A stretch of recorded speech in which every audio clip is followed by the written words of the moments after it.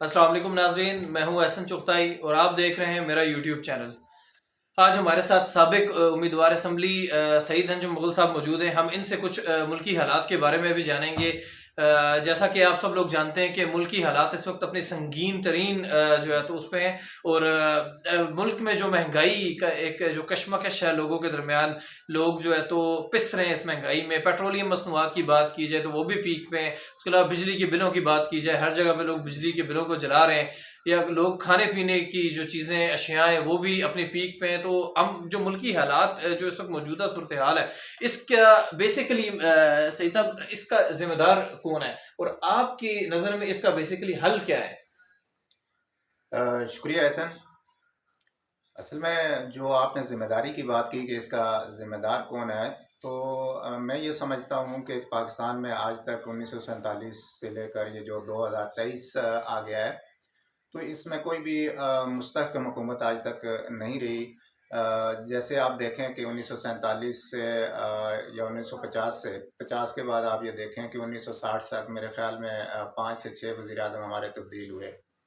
तो जब सूरत हाल इस तरह की होती है तो उसके अंदर कभी भी पॉलिसियाँ नहीं बनती, यानी कोई भी पॉलिसी नहीं बना सकता। और कभी ऐसा नहीं हुआ कि चलें हमारी एक गवर्नमेंट की अगर पॉलिसियाँ हैं तो दूसरी गवर्नमेंट उसको कंटिन्यू करे, ये भी बदकिस्मती से हमारे यहाँ नहीं हुआ। तो इसमें मतलब जो अगर ओवरऑल हम ये देखें कि जो ये 1947 से ये 2023 तक का जो हमारा सफ़र है, तो इसके अंदर आप ये देखें कि किसी भी वज़ीर-ए-आज़म ने अपनी मुद्दत पूरी नहीं की, यानी हमेशा 2 से 3 वज़ीर-ए-आज़म 5 साल में हुए। तो इसका फिर रिज़ल्ट ये निकलता है कि लॉन्ग टर्म पॉलिसियाँ नहीं बनती, और जब पॉलिसियाँ नहीं बनती तो यकीनन मुल्क पीछे जाता है। अच्छा, ये आपने बड़ी अच्छी बात की। इसमें मैं एक चीज़ ऐड करना चाहूँगा, जो आपने मुल्की सूरत हाल की बात की कि जो कॉन्स्टिट्यूशन की अगर हम बात करें कि ज़ाहिर है कोई भी हुकूमत आज तक 5 साल अपने पूरे नहीं कर सकी, इसमें कोई शक नहीं है। इसकी वजह आपकी नज़र में क्या वजूहात हैं, या क्या ये एक्सटर्नल इश्यूज़ हैं या इंटरनल इश्यूज़ हम इनको कहें? क्या मुल्क के अंदर से ऐसी सूरत हाल पैदा होती हैं, या ये सारी चीज़ें मुल्क के बाहर से कंट्रोल होती हैं? देखिए हमने 1947 से अमेरिका की तरफ हम झुके और हमने अमेरिका का साथ दिया। लेकिन जब सोवियत यूनियन टूटा, हमने यानी अमेरिका का, अगर हम ये दूसरी लफ्ज़ों में ये बात करें कि अमेरिका को सुपर पावर बनाने वाला जो मुल्क है ना, वो पाकिस्तान है। यानी पाकिस्तान ने ही अमेरिका को सुपर पावर बनाया। सोवियत यूनियन टूटा, पाकिस्तान की मदद से अमेरिका ने जो है ना सोवियत यूनियन को तोड़ा। तो जब सोवियत यूनियन टूट गया और टूटने के फ़ौरन बाद जब अमेरिका सुपर पावर बन गया, तो उसने पाकिस्तान के ऊपर जो है ना वो बदतरीन सैंक्शन लगाई। तो पाकिस्तान को उस वक्त ही समझ जाना चाहिए था कि ये अमेरिका पाकिस्तान का दोस्त नहीं हो सकता। दूसरी आपने बात की कि इंटरनली जो सूरत हाल है पाकिस्तान की, वो ये है कि कोई भी इदारा अपनी आईनी हदूद में रहकर पाकिस्तान में काम नहीं कर रहा। तमाम इदारे जो है ना वो दूसरे के काम में मदाखलत करते हैं। वो चाहे वो अदलिया हो, चाहे वो हमारी आर्मी हो, या हमारे सियासतदान हो, तो हमेशा एक दूसरे के मामलात में मुदाखलत की, और ये एक दूसरे के मामलात में मुदाखलत ही जो है ना ये पाकिस्तान की कमज़ोरी की वजह है। अच्छा, आपने एक बात की कि अमेरिका की मुदाखलत से ये सारी चीज़ें हुई हैं। ज़ाहिर सी बात है, अगर अमेरिका ने जो मुदाखलत की है तो उसको मुदाखलत करने दी गई है, तो तब उसने मुदाखलत की है। तो इसका पाकिस्तान पे क्या असर है और पाकिस्तान को क्या फ़ायदा है अमेरिका का इस चीज़ से? मैं ये समझता हूँ कि पाकिस्तान अमेरिका का पाकिस्तान को स्वयं नुकसान के फ़ायदा तो कोई भी नहीं है। तो अगर कि कोई भी मुल्क तरक्की करता है तो सबसे पहले अपने जो पड़ोसी मुल्क हैं उनके साथ ताल्लुकात को इस्तवार करता है। तो अमेरिका पाकिस्तान का कभी भी इतना दोस्त हुआ है, ना है और ना ही होगा। हमने जैसे हामिद मीर साहब ने अपने एक प्रोग्राम में कहा कि जनरल बाजवा साहब, जब हम वहाँ पे बैठते थे, जनरल बाजवा साहब सी पैक और चाइना के खिलाफ बातें करते थे।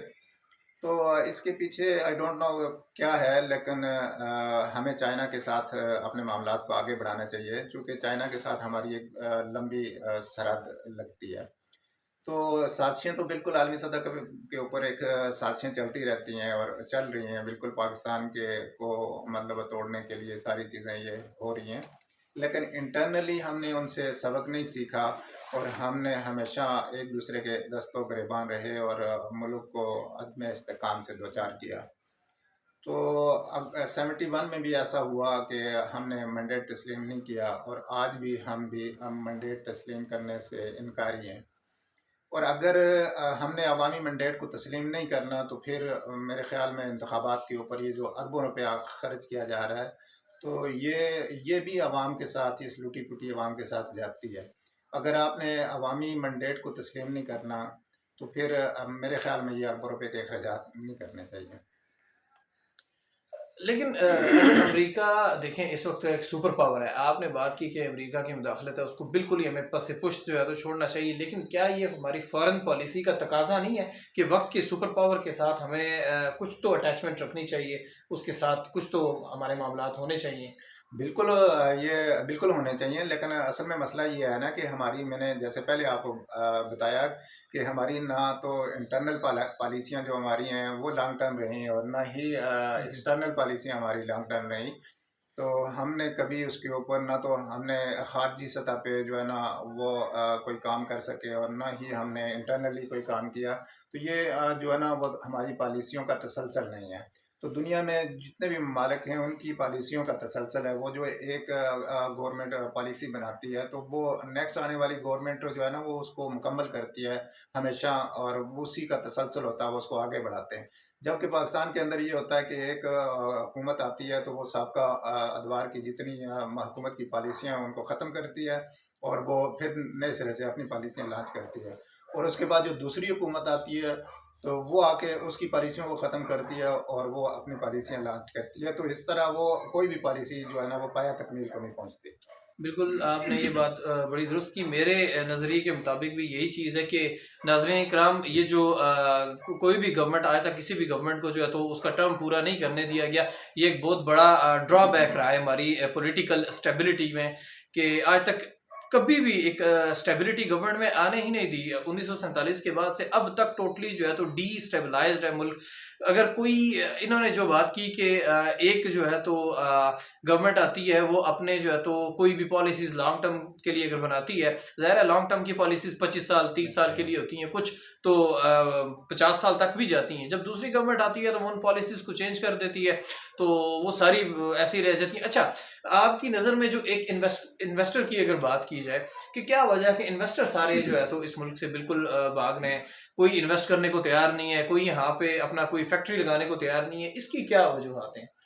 دیکھیں بات یہ ہے کہ اگر کوئی بھی باہر دوسرے ملک میں چلا جاتا ہے، جیسے وہ دبئی چلا جاتا ہے، انگلینڈ چلا جاتا ہے یا یو کے چلا جاتا ہے، تو وہ وہاں پہ میں جاتا ہوں، آپ جاتے ہیں، تو یہ ہوتا ہے کہ وہاں پہ جا کے وہ اپنے پیسے کو آرام سے انویسٹ کرتا ہے، کہ اس کو یہ بات پتہ ہوتا ہے کہ میرے ساتھ کچھ بھی ہوگا تو یہاں پہ مجھے مطلب انصاف ملے گا، اور میرا جو پیمنٹ ہے، میرا جو پیسہ ہے میں یہاں پہ جو لگا رہا ہوں تو وہ ضائع نہیں ہو سکتا ہے. تو وہاں پہ جو ہے نا وہ آئین کی عمل داری ہے. تو پاکستان کے اندر جو ہے وہ آئین کی عمل داری، انصاف بالکل بھی نہیں ہے. اگر جیسے 130 یا 135 نمبر پہ ہمیں، تو یہاں پہ ہر بندہ جو ہے نا، یعنی پاکستان کے اندر طبقاتی نظام ہے، پاکستان کے اندر آئین کی عمل داری بہت کم ہے، انصاف کا مطلب جو حصول ہے وہ بہت مشکل ہے. تو جس ملک کے اندر انصاف نہیں ہوتا، جس ملک کے اندر جس کا نظام انصاف انتہائی کمزور ہوتا ہے، تو اس ملک میں جو ہے نا انویسٹمنٹ بہت کم آتی ہے. وہاں طاقتور لوگ جو مطلب ایک مافیا طرز کے جو لوگ ہیں وہ تو وہاں پہ کامیاب ہو سکتے ہیں، لیکن ایک عام انویسٹر وہاں سے بھاگ جاتا ہے. تو چونکہ مطلب آئین کی عمل داری نہیں ہے، تو کسی بھی ملک کی یا کسی بھی معاشرے کی جو ترقی ہوتی ہے تو وہ نظام انصاف کے اوپر ہے. یہ گھر کی مثال ہے کہ میں آدھے بچوں کو، اپنے آدھے بچوں کو کھانا دوں اور آدھے بچوں کو نہ دوں، آدھے بھوکے رہیں اور آدھے، تو وہ میرا گھر کبھی ترقی نہیں کرے گا، کہ میرا گھر کبھی خوشحال نہیں رہ سکتا. کیونکہ اگر ایک طرف جو بھوکے ہیں تو ان کا غم ہوگا، اور جو دوسرے کھا رہے ہیں تو ان کی خوشی، تو وہ نہ غم نہ خوشی. تو وہ ملک کی بھی یہی صورتحال ہے کہ جب تک آپ نظام انصاف اس ملک کے اندر نہیں لے کے آتے، حکومت چاہے جو بھی آ جائے.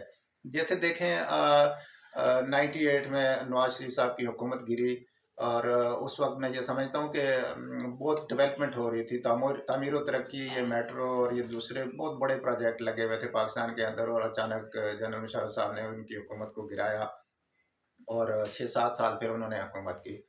پھر اس کے بعد نواز شریف صاحب آئے اور زرداری صاحب آئے، اور زرداری صاحب نے پہلی دفعہ مطلب ان کی حکومت کمپلیٹ ہوئی، لیکن وزیر اعظم پھر بھی مطلب یوسف رضا گیلانی صاحب اور راجہ پرویز اشرف صاحب وزیر اعظم آئے، تو وہ پھر بھی وزیر اعظم 2 آئے، تو وہاں پہ کسی نہ کسی طریقے سے عدلیہ نے مداخلت کر کے یوسف رضا گیلانی صاحب کو نکال دیا۔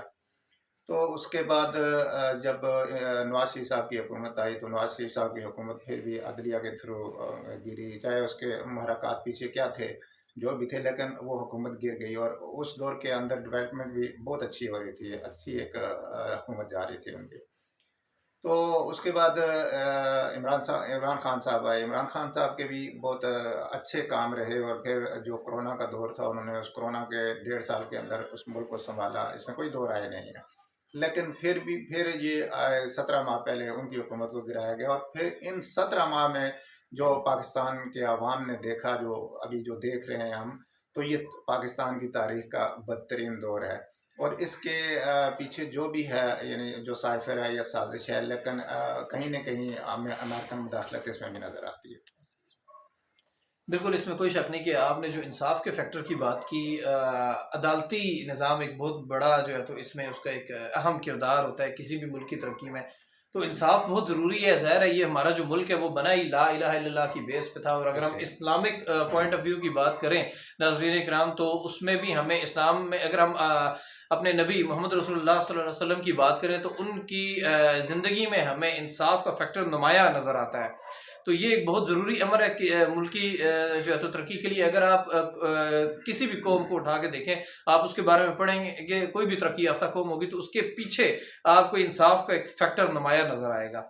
تو یہ آج کی ہماری کچھ گفتگو تھی، اوور آل جو ہے تو ایک ریویو تھا ہمارے ملکی حالات کے بارے میں، تو انشاءاللہ میں آپ سب سے اجازت چاہتا ہوں، تو انشاءاللہ اگلی ویڈیو میں پھر ملاقات ہوگی۔